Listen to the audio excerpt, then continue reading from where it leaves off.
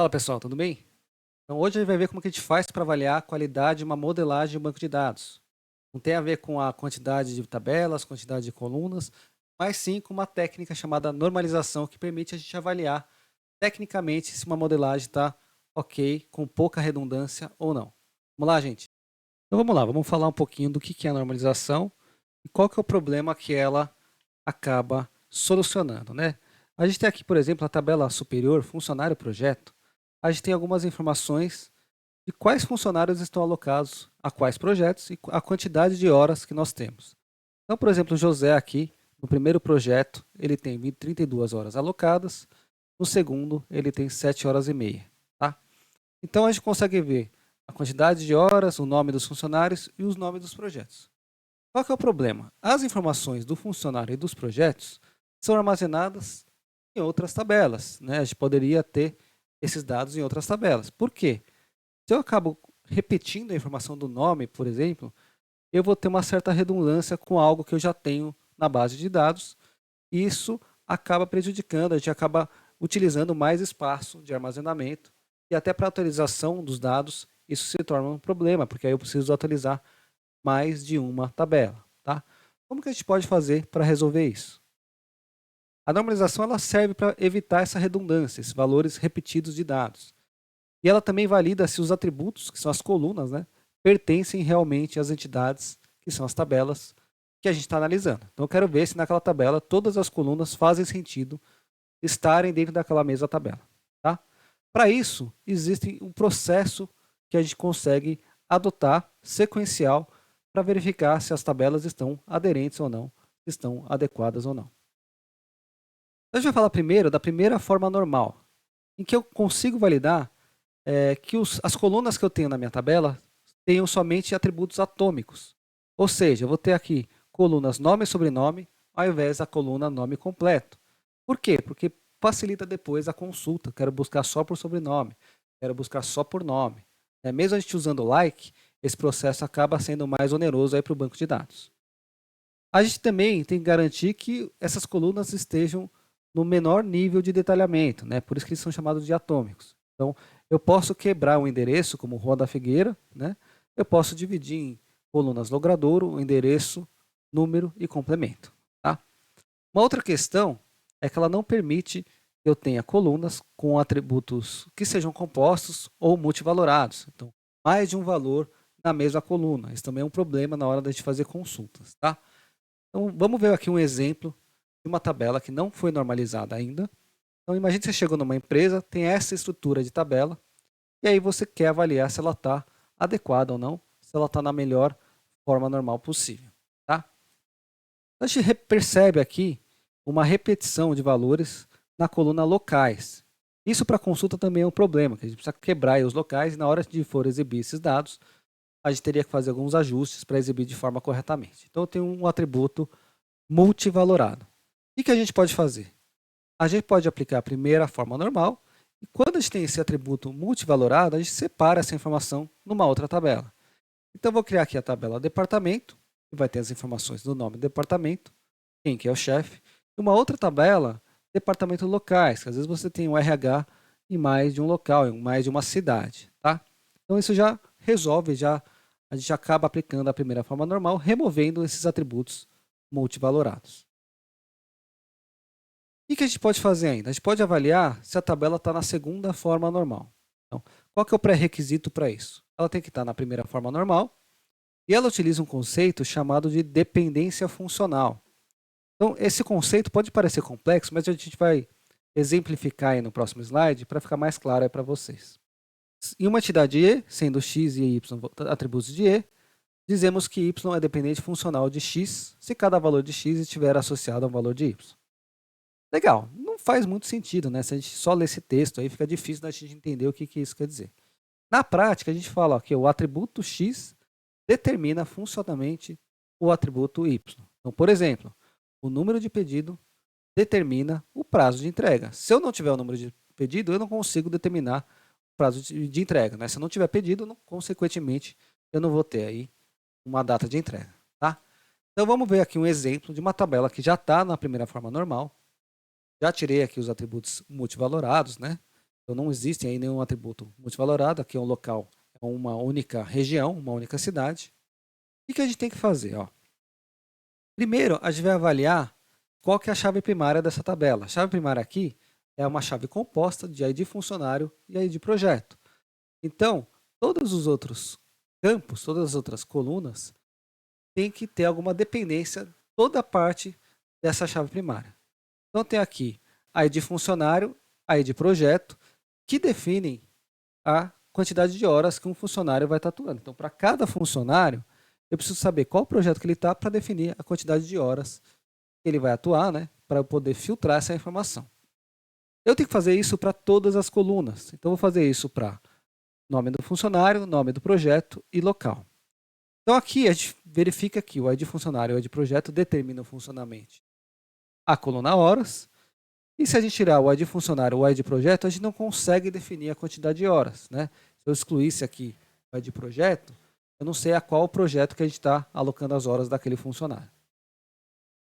Cada atributo não chave, que são as colunas que não fazem parte da chave primária, como horas, nome funcionário, nome projeto e local, ele deve ser dependente de todas as partes da chave primária, que é o que a gente comentou aqui.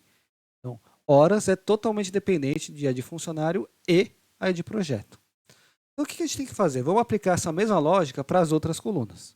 Ó, o ID funcionário determina aí o nome do funcionário. Né? Eu tenho um CPF, um ID do funcionário, eu vou saber, vou conseguir buscar essa informação de quem que é o funcionário, qual que é o nome dele. Eu consigo determinar somente com a coluna ID funcionário, que é parte da chave primária. Mas a coluna ID projeto, né, que é essa segunda parte da coluna da chave composta, não determina o nome do funcionário. Não preciso saber qual o ID do projeto para definir aí o nome do funcionário. A mesma coisa aí com o ID projeto e nome do projeto. O ID projeto determina funcionalmente o nome do projeto. Se eu tenho um ID, eu vou ter um nome. Mas o ID funcionário, que é a outra parte da chave composta, eu não preciso dessa informação para determinar o nome do projeto. Tá? Então tem um problema. Quando eu tenho esse problema, a gente divide essa tabela, quebra as informações que não que não tenham dependência total de todas as partes da minha chave composta. Então o que a gente vai fazer aqui? A gente já sabe que horas é determinado por ID funcionário e ID projeto. Então horas eu vou manter na tabela e as outras duas colunas eu vou quebrar em novas tabelas. Né? Eu vou ter aqui o resultado funcionário projeto, deixo só de funcionário, de projeto e horas. Vou ter uma outra coluna, ou melhor, uma outra tabela funcionário, com os dados do funcionário, e uma outra tabela com os dados do projeto. Por quê? Porque eu consigo depois emitir um relatório fazendo um join dessas tabelas para conseguir chegar na mesma informação que a gente tinha aqui em cima. E dessa forma eu elimino uma redundância, não preciso repetir o nome do funcionário, porque eu vou ter essa informação aqui no funcionário e nem o nome do projeto, que eu vou ter informação também no nome do projeto. Tá? Legal, vamos ver aqui a última forma normal, que é a terceira forma normal. Qual que é o pré-requisito? Ela precisa estar na segunda forma normal e ela utiliza um conceito chamado dependência transitiva. O que quer dizer isso? Na terceira forma normal, a gente tem que depender somente da chave primária ou de algum atributo primário, né? Seja uma chave única, como o CPF, por exemplo, né? Que é uma coluna que poderia ser, por exemplo, uma chave primária. Então, a definição é, eu tenho que estar na segunda forma normal e nenhum atributo não candidato, que quer dizer, aquelas colunas que não poderiam virar chave, porque elas não são únicas, não ter nenhuma dependência transitiva da chave primária. Vamos exemplificar isso. Tá? Então, por exemplo, aqui, nessa mesma tabela aqui, funcionário departamento, eu vou ter aqui o CPF determinando, né, o nome do funcionário e a data de nascimento. E se eu colocar aqui aonde que ele trabalha, posso definir também para aquele funcionário qual o departamento. Então, até aqui, essa parte da tabela ela já está na terceira forma normal. O que acontece? O ID do departamento determina aí o nome do departamento e o CPF do chefe. Eu tenho muita informação que talvez não pertençam a essa tabela. Por quê? Porque para conseguir as informações aqui do chefe, né, eu preciso saber qual que é o ID do departamento e, consequentemente, quem que é o funcionário que está vinculado. Isso que a gente chama de dependência transitiva. Tá? Então, o CPF do chefe do departamento tem dependência transitiva do CPF do funcionário a partir do ID do departamento. Né? Então é um problema que a gente tem que tentar eliminar para chegar na terceira forma normal. Então o que a gente faz? A gente vai criar novas tabelas, vou pegar as informações que dependem somente da minha chave primária, que é o CPF, que são nome funcionário, data de nascimento e a de departamento, e eu vou manter aqui dentro da tabela funcionário. E vou criar uma nova tabela departamento, e eu vou colocar as informações de quem que é o chefe do departamento e qual o nome desse departamento, para se eu precisar recuperar essas informações, eu simplesmente faço um join e garanto que ele está na melhor modelagem possível. Tá? Legal, o que a gente tem que recapitular aqui para fazer os passos da normalização? Então, nosso objetivo é sempre chegar aí na terceira forma normal, tá? Na maioria das situações. Então, se você tem lá numa base de dados uma tabela não normalizada, você primeiro verifica se tem algum atributo multivalorado. Se tiver, você já remove e coloca essas informações numa outra tabela. Segundo passo, verificar se tem dependências parciais. Se eu tiver uma chave composta, por exemplo, eu tenho que validar se todas as outras colunas que não fazem parte da chave dependem aí totalmente da chave composta. Tá? Se não depender, remova essa coluna e coloco em outra tabela.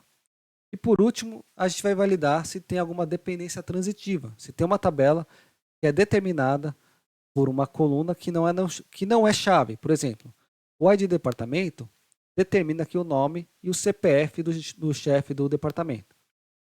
Mas o ID departamento não é chave dessa tabela funcionário departamento. Então, por isso que a gente tem essa dependência transitiva, porque para chegar na informação do chefe do departamento, eu vou ter que obter a informação do ID do departamento para depois chegar no CPF, que é essa dependência transitiva. Tá? Então a gente segue esses 3 passos para chegar na terceira forma normal. Existe uma outra situação que é quando a gente faz o processo inverso, que a gente faz a denormalização. Então imagine o seguinte, a gente tem uma tabela como essa, em que eu tenho aqui um resumo de projetos por funcionário, né? Eu tenho aqui uma chave composta, e que isso aí foi consolidado de tabelas funcionário e projeto. Eu quero ter lá informações da quantidade de pessoas, quais são os projetos, e eu quero exibir as informações de funcionário e projeto. A gente até poderia criar uma view, só que a view ela vai ter a mesma performance da consulta se eu fizesse um join, por exemplo. Nesse caso, não. Quando a gente cria uma tabela, a gente acessa diretamente e a performance é um pouco mais rápida.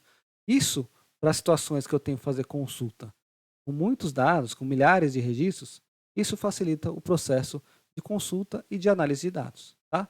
São tabelas que a gente chama tabelas analíticas. A denormalização a gente usa em alguns casos para tentar melhorar a performance de consultas e a gente acaba aceitando alguma redundância em favor dessa melhora de performance. Tá? Isso que é o tal do termo de denormalização. Isso acontece muito quando a gente cria bases de dados analíticas, né? Então, eu tenho uma base de dados que ela foi totalmente utilizada, o processo de normalização, criei as tabelas até a terceira forma normal, e aí eu posso criar uma outra base de dados analítica que eu crio tabelas que consolidem informações no final do dia. A gente pode até usar eventos, que é o que a gente verificou na aula passada. Tá? Nós vimos aí o processo de normalização, que consiste em transformar uma tabela, que às vezes tem muita informação que não pertence a essa mesma tabela, e aí a gente acaba quebrando as informações de acordo com o pertencimento ou não de cada tabela. A gente analisa aí as chaves primárias e se essas chaves primárias definem ou determinam os outros valores. Existem outras técnicas como o Boyce Code, que a gente não vai abordar aqui, mas que não são tão aplicadas no mercado quanto a normalização até a terceira forma normal. Também nós vimos como que funciona o processo inverso, que é a denormalização, e que a gente precisa fazer consultas de altos volumes de dados, e para isso a gente consegue consolidar as informações em uma única tabela, deixando uma certa redundância controlada para que isso não afete tanto a performance do banco. Valeu, gente, obrigado e até a próxima.